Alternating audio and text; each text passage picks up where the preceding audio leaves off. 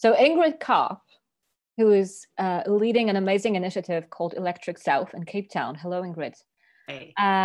Has been a contributor to the digital community for so many years that I will probably not even count them. But what I will definitely emphasize on is that she has always been one of the most impactful voices in the digital community for a number of years. And I'm super happy that she's going to take us on a journey in time to speak a little bit more about the importance of community in times of crisis. Ingrid, thank you so much for being here today with us and for sharing your time. Awesome. It's great to be part of this. Okay, shall I go ahead and share my screen? Go ahead. Okay, let's do this.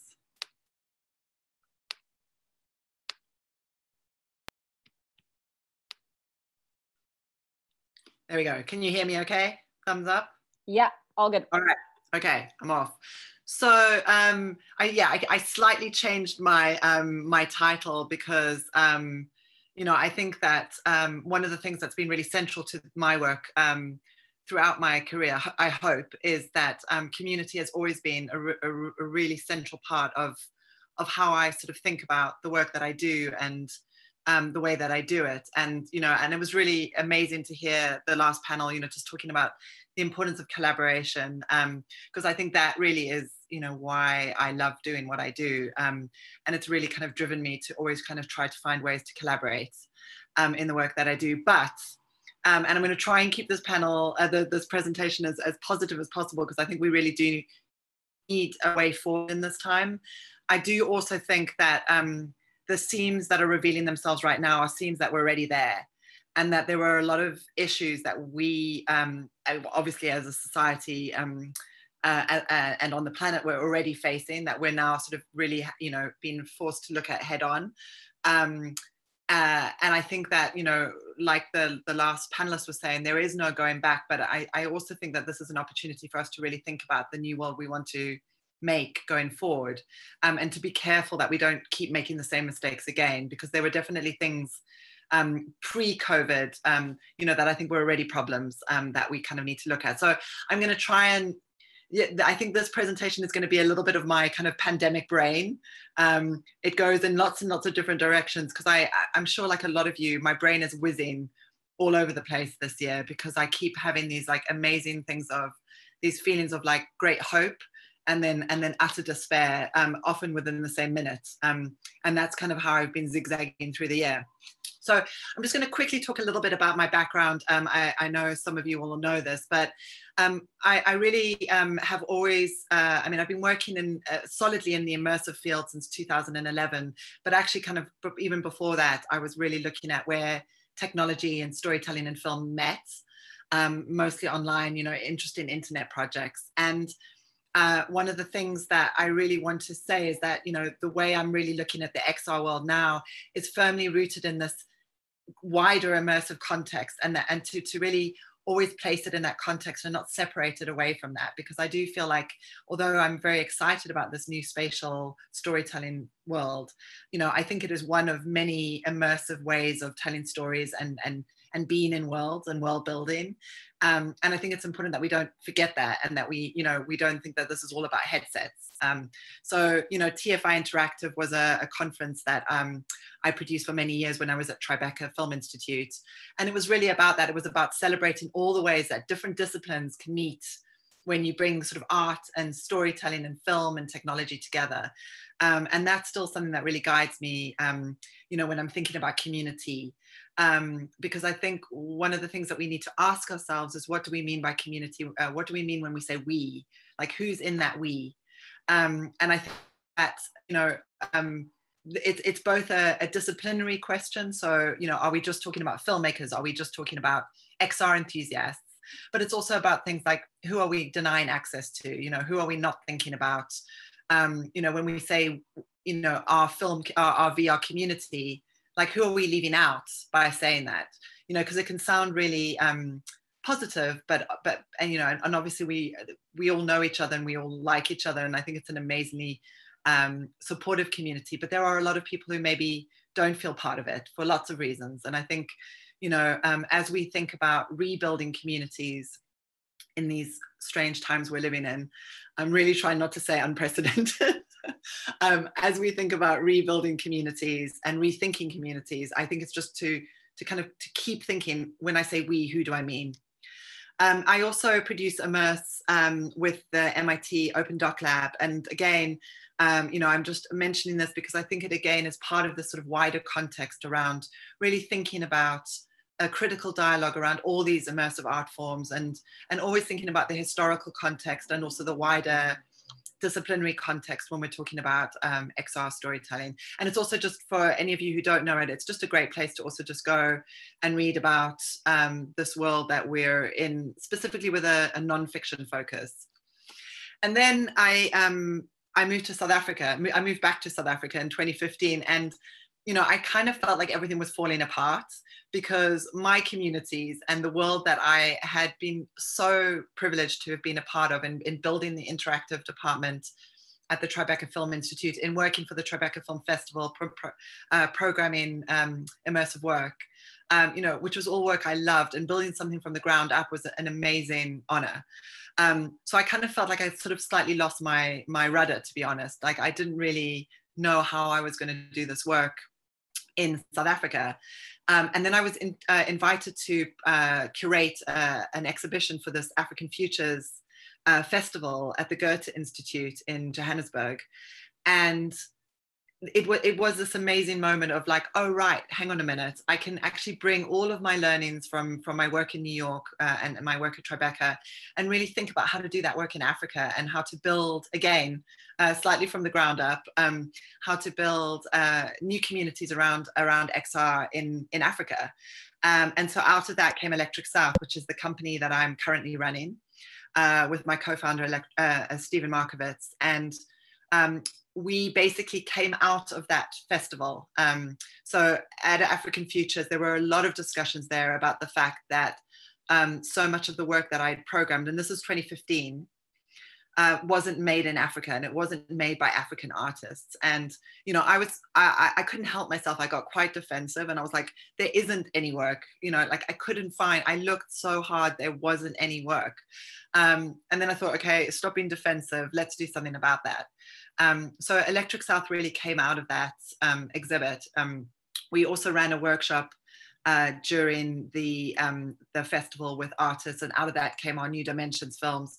So we ended up producing 4 films with those artists, which have now gone to festivals internationally and across Africa. And, I think really kind of made us think, okay, there's something going on here. These artists are incredibly talented. These projects were very simple. They were 360, they were really low budget. And I mean, when I say low budget, I mean, low budget. But the response was amazing, and people, I think, really started to see that when you start to open up access to VR storytelling and technology, you actually push the field for everyone.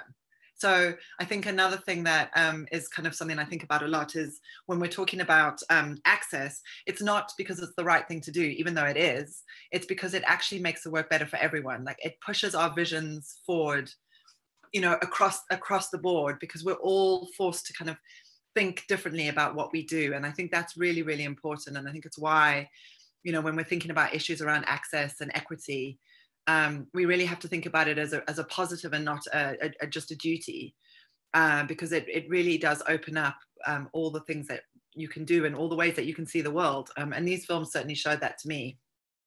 I'm going to show a really, really quick clip from our lab. So the way we work now is we run a lab every year, and then out of that lab we produce work. So I'm not going to show the whole lab. There's a link which I think will be in the chat for people who want to watch the rest of it. But just to give you a little bit of a sense of how our labs work. And if the audio doesn't work, just wave at me.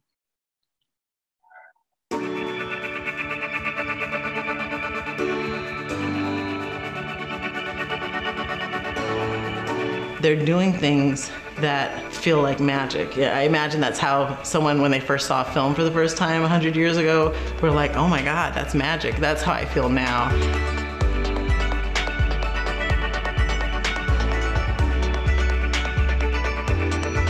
Then I heard about virtual reality. I was like, whoa, this is literally going to change the future of storytelling at its core. That's where I was very excited about Electrics Out. So what I would really, really love is opportunities to continuously see ways to interact with mentorship opportunities, also cross-cultural collaboration. The biggest surprise for me was the diversity of all the people participating, the other artists. But what we have in common is that we love art, and I think we're all very curious to learn new ways of doing art.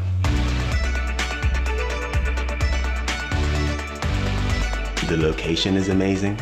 The advisors are very amazing, like people from top-of-the-line institutions and very knowledgeable people.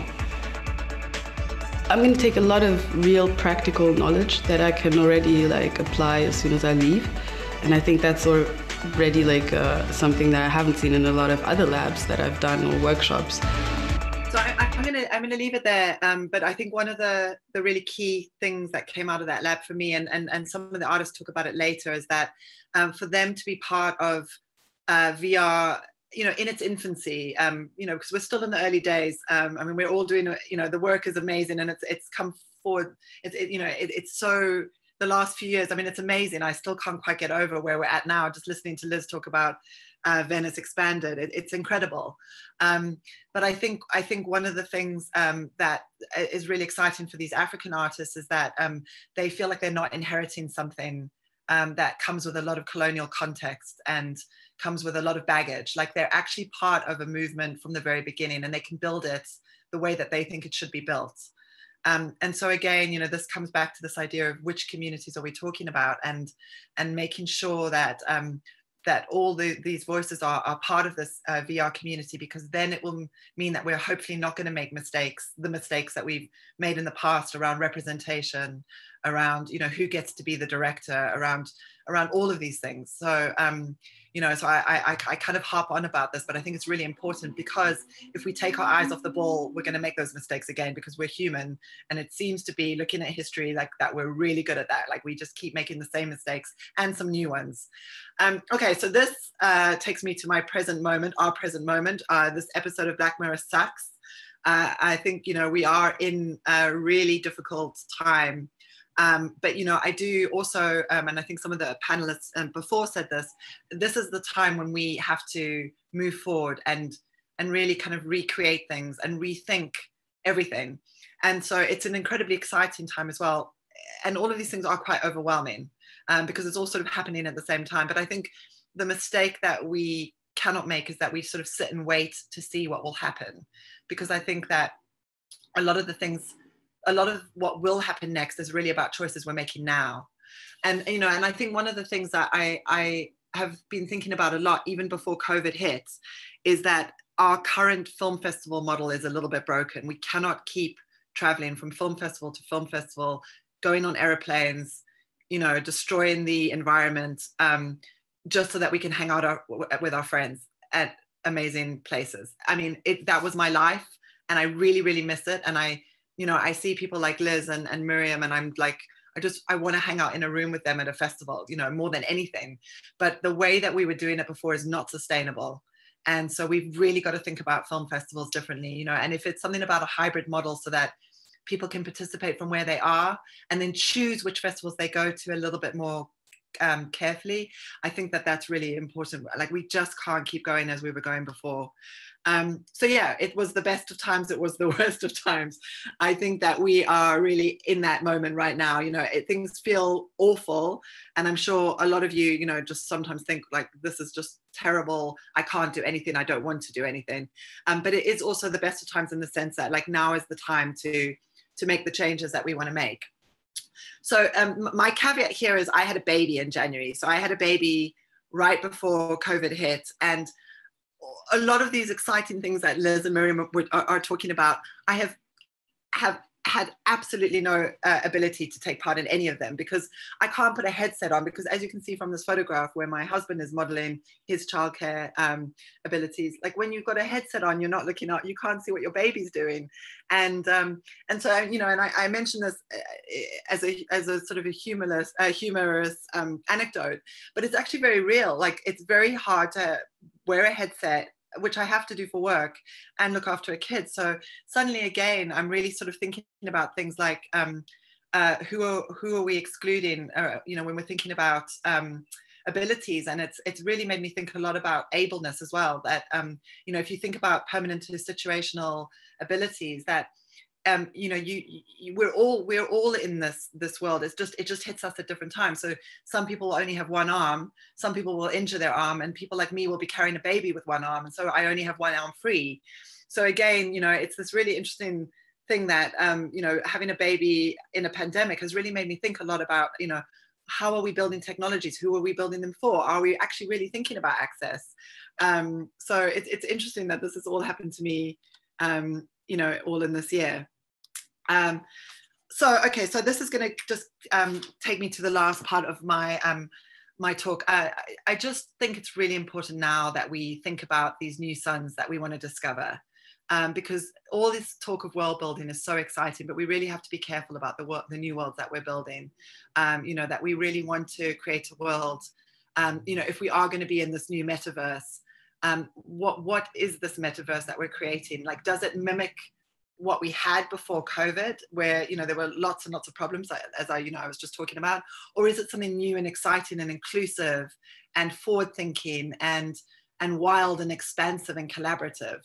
And, you know, again, I'm just going to go over these very quickly, but there are these amazing moments now to reimagine festivals, to reimagine gathering and rituals. I don't know how many of you are part of the Burning Man multiverse, but I was expecting burners to hate it. And I realized that a lot of people loved it. Like they were so amazed by the scale, and they talked about some of the conversations that they had in the multiverse, and how moving those conversations were. So, you know, how can we really rethink where we gather and how we gather, and what are those rituals when they're online and offline and maybe a little bit in between?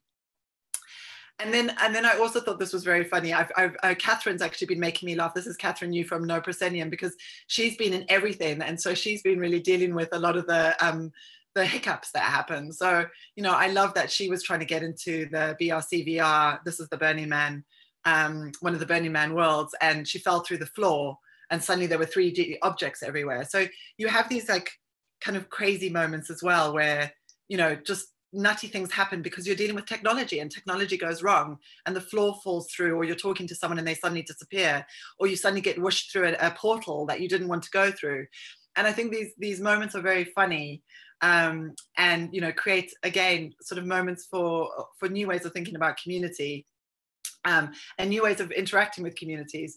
But they also do bring up issues around, again, bandwidth, like who has the VR headsets, who has good enough internet to download these enormous files. I mean, they are huge. And, you know, here in South Africa, we don't have great internet and it's very expensive. So some of these, like the Museum of Other Realities, is like, you know, a huge file for me to download. So there are issues around, like, you know, who can get headsets, who can download the files, you know, does it work as well in a 2D world on the browser as it does in VR? And then just, you know, I think another thing that's incredibly exciting is, in these worlds that we're building, what else can we do in these worlds? Like, we're reimagining theatre. You know, people are meeting in games like Animal Crossing and just kind of hanging out and, you know, doing all these crazy art projects. So I do find this new metaverse, these new metaverse spaces, incredibly exciting in terms of new ways that we can world build, and then what we do in those worlds that we're building. Like, that to me is really, really exciting. And again, I feel like I just have to go back and forward between the excitement and then the caveat to that, which is, you know, you miss a theatre show because you have to install an update. You know, and this is a classic thing that has happened to me as well. Like, I've been late for things because suddenly it says, you know, VR chat needs to update, or, you know, you've forgotten your username or whatever else. So it's where the rubber really meets the road, in terms of, you have these amazing ideas of the future, and then suddenly it's like, oh God, okay, fine. You know, my internet's not strong enough for this, or whatever. So yeah, so I think, you know, I am excited about these new worlds that we're building, but I do think that we have to be very, very careful, and just constantly check ourselves and think about like what is, you know, what are the worlds that we're building and who are we excluding from them, and you know, how are we inviting people into those worlds.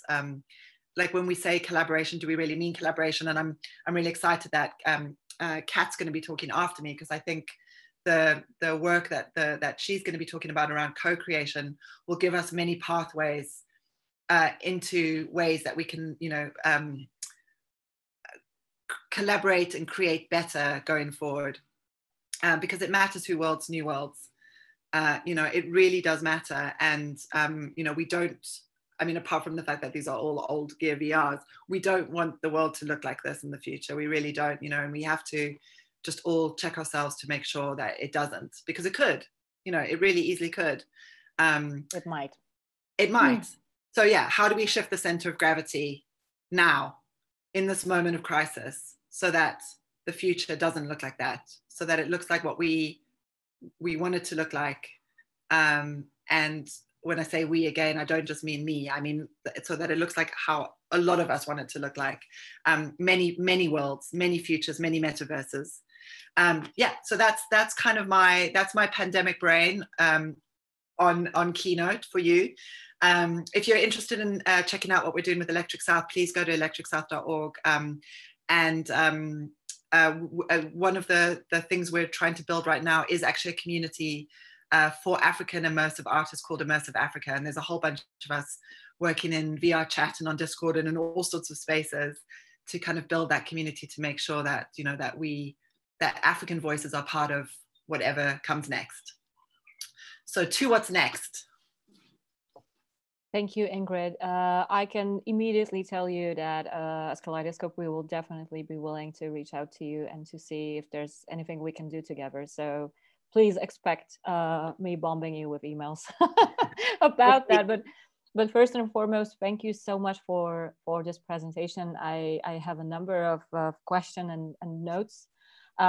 Before I share them, I just want to make sure that if anybody else has questions or feedback, we have both our Q&A section and the chat. So feel free to jump in. My first question actually comes a little bit from the bittersweet part of your presentation.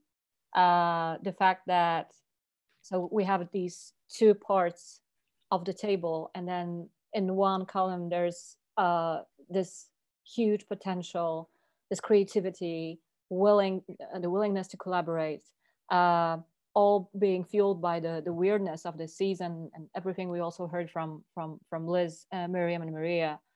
But then on the other side, there is this pattern we know so well from history, is that the avant-garde is going to create amazing solutions and bring ideas to the table, and then the market is going to consume it.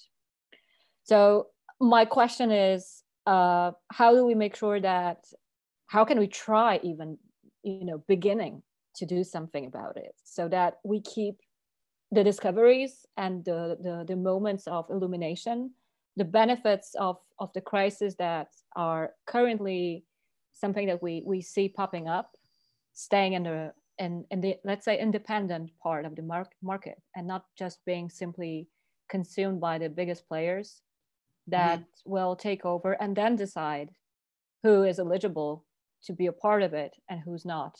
Yeah. I definitely won't share. Yeah, no, I think about that all the time. So I think one of the answers I have, I mean, it's a very complicated question, obviously. And, I think, obviously part of the answer is capitalism. Like, that's what capitalism does. And as long as we have capitalism, it's the market will do that. But having said that, I do think that, when you think about value and you think about different ways of thinking about value. So taking out the idea of value as something that can be bought and sold, taking out the VC models around it must scale, or pivot, or all of that stuff. Like, if you think about value differently, then I think it leads to other ways of thinking about the ecosystem that supports that value, and that's something that has always been really important to me. So what I mean by that practically is, you need to have a very mixed ecosystem to have healthy work made and artists supported. So, you can't rely on government funding, even though I do, I believe that governments should fund the arts 100%, but you don't want to rely on that because you don't know what governments are going to do. And I've lived in lots of different countries where the government funding can be problematic for all sorts of different reasons. But you want a bit of government funding, you want a bit of philanthropy, you want a bit of VC money, you want a little bit of all of the things so that you're not reliant on one model. And that's why, I really do believe in that things need to be supported that don't necessarily have a clear kind of, when people say, what's the ROI on this? I'm like, oh, and it's not that I don't think that there should, there can be a business, reason to do a lot of these things, but it can't be the only reason. Sometimes people will say that to me and I'll just be like, there isn't one. Like, it's cool, it's weird, no one's ever going to buy it, and we have to preserve a space for that. Like, you have to preserve a space for cool, weird, experimental stuff to happen, and I just think that's really, really vital. And it doesn't mean that things won't be co-opted. Of course that will happen, that will always happen, but I think the more that you can kind of preserve those spaces with a mixed ecosystem of funding and support, the more you are creating spaces for different kinds of value to be acknowledged. It also feels like we should engage as much energy in supporting independent creation as in supporting solutions, because the tools we use, the platforms we publish on, always belong to someone. Yeah. And then if we have a variety of choices, then we have, as you mentioned, a healthy ecosystem. And whereas when we see that we're going towards something that is more a monopoly rather than a healthy ecosystem, then everything we discuss, everything we've mentioned today, it kind of becomes, I don't want to say obsolete, but I mean the value of the creativity becomes is put at risk in a way. What is your perspective on how the community, the digital community that we've been discussing today can become also a source of inspiration, or I don't want to say a role model because that's a lot, but a source of inspiration, or just an example to other communities and to other sectors, because it seems like the whole society is broken, and maybe there are things that our community could offer to people around us and to kind of bring them in our ecosystem that is based on certain values. What would be your view? Yeah, absolutely. And just to your last point, yeah, I kind of meant that as an extension too. Like, you absolutely have to have a space for the commons and for public media. Like, it cannot all be walled off and controlled. Like, otherwise we're really all screwed. Yeah, I think one of the things that I just found really lovely is we have a WhatsApp group for all our artists, alumni from our labs, and one of the mentors, one of the advisors from our labs is this like amazing technologist in Johannesburg who runs this company called Eden, doing like really cool VR. And he sent a really lovely message to everyone just saying, I know it can be really like overwhelming and scary sometimes to go into VR chat when you don't really know what you're doing. So we've created this world and we'd love to like invite you in and like show you around and like just give you, like just we'll kind of take you through it. And then everyone was getting lost and people were sending messages saying, help, I don't know where I am. I'm lost in the ether. I don't know what I'm doing. And it was really lovely. Like, no one felt left out.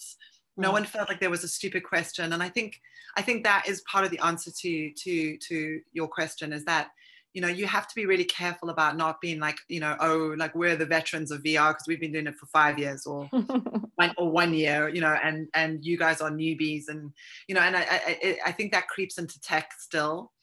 I think the more that we can just kind of really welcome people into our spaces by doing things like that, and thinking interdisciplinarily, I think that's a key too. Like, that's so many, I think Liz mentioned this, like one of the things I love about VR is so many disciplines meet there. You have people from the theatre world and the fine art world and the sculpture world activists and journalists, like everyone's meeting in VR to kind of think about it differently, because, you know, when you're thinking about it as spatial computing, of course, everyone can use it in different ways.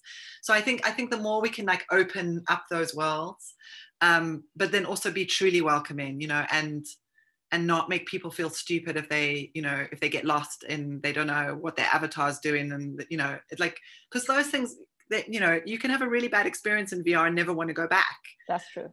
It's really important that people, and the same goes, you know, for festival, in real life festival experiences too. I think it's really important that you take care of your audience, you know, that you make people feel welcome and safe. You know, that you bring them into exhibits and out of them carefully. Like all of those things, I think are part of the answer. Just like we were doing with the location-based exhibition system, like onboarding and offboarding was always such an important part of the experience. Really. And the fact that you never know what's going to happen in the mind of the user who was just maybe simply overwhelmed with the experience you just shown him. Ingrid, thank you so much for this beautiful presentation, and I think there's a lot of things in it that, you know, are both I would say heart-lifting, but also there's so many things we need to be careful about, and I would really love all of us to always think about, you know, the two sides of the exciting coin.